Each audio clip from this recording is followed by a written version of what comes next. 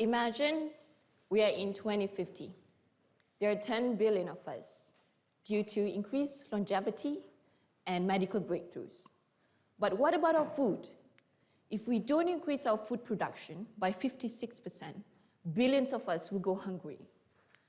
And climate change will affect 80% of us.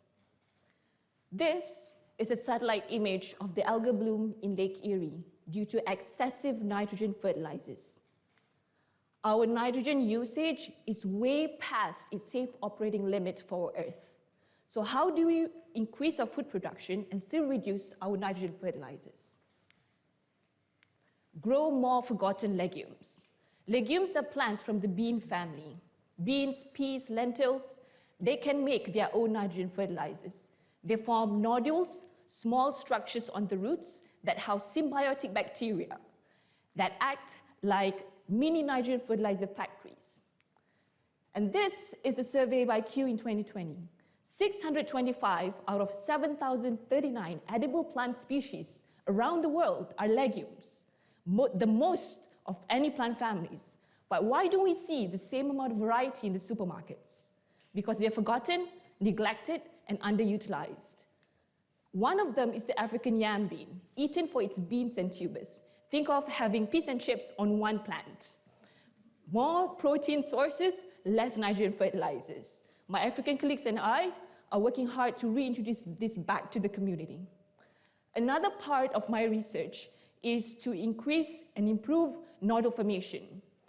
So I work on small peptides that boost this process so we can have more nodules per plant, that's reducing our reliance on nitrogen fertilizers.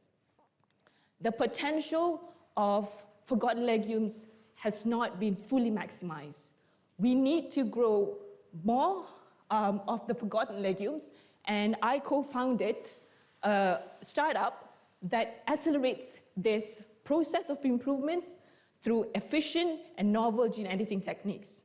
So this recent breakthrough showed improved regeneration of a legume that allows us to improve any forgotten legumes as a sustainable source of nitrogen for the future. Any questions?